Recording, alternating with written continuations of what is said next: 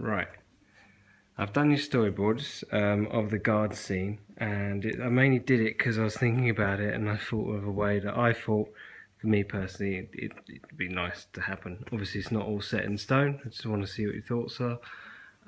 But with the way I've done it, it kind of incorporates the props that we've got that would be made, and also like the effects, like the prosthetic stuff. It's quite limited and small, but done effectively as far as I'm concerned.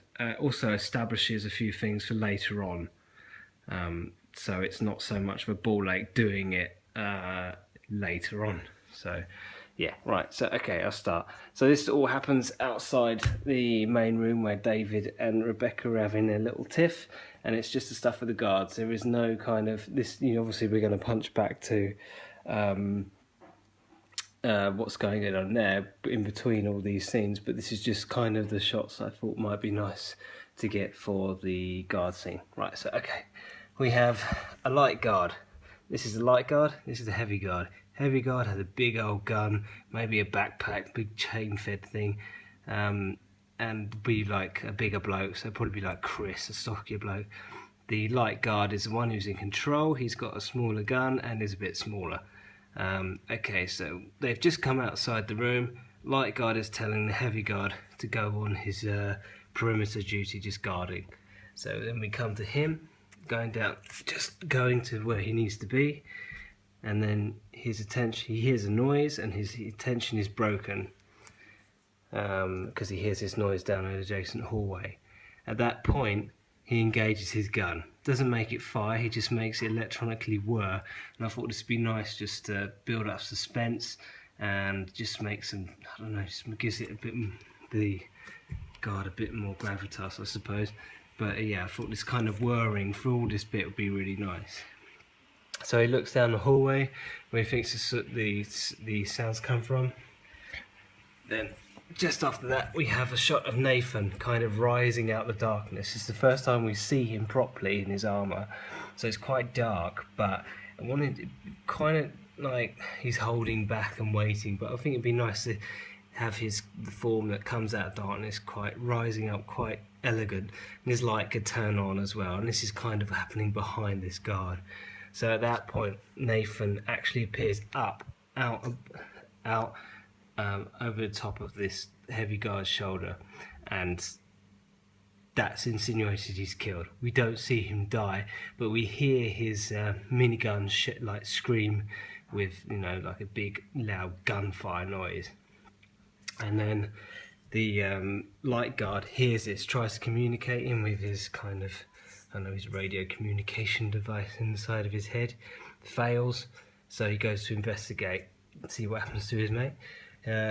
Runs down the hall. We have some close-ups maybe of the feet like smashing through puddles down this hallway. Finds his partner, the heavy guard, on the floor with his throat like really big, slashed open, twitching, all that kind of thing. At that point he stands up, and then Nathan is behind him, and very quickly Nathan just slashes him across the belly. Then the guard loses his gun. Nathan kicks him against the wall, where he slashes him and does loads of kind of nasty little manoeuvres with his knife-stroke sword, finishing with an upward thrust of the sword under his throat and through the top of his head, where we can get a nice close-up of like the blade pushing through a spare helmet I've got. Now, don't think this is the kind of shot that I'd like to go for, because we won't be able to, we have to put another different shot in there that we can bodge to make it look as if he is throwing that sword into his head. I think this is too close, maybe something a bit further away. So after that blade has gone into his head, pulls it out, the guard just slumps across down onto the floor, leaving blood all over the wall. Nathan just steps away from his kill, and then we have a shot, really quick snappy shot of Nathan's short sword telescopically going back into the handle and becoming kind of a long knife.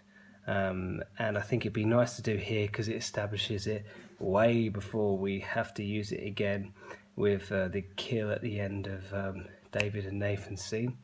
And I think it'd be nice to do it here, because then we don't have to even bother with it when we use it later on. And I'm assuming that we've got more time doing this, and maybe we could do this like just in a black background. I don't know. At that point, there's probably Nathan will hear the gunshot that David has, when David shoots his gun and shoots Rebecca. He'll hear this, and then we'll get a shot of him just taking a rifle off of the guard that he's just killed, and then we'll go back to what's going on in the room with Nathan and Rebecca. So yeah, this is a way I see it, not set in stone. I would be nice to talk about it, all that kind of thing, but I just thought I'd get the ball rolling, and I just try to consider all the different variables that, for me, effects wise, will make things easier, and also make things easier later on down the line, and also things that are possible and easier. Okay, cool. Well, I'll give you that and see what you think. See ya.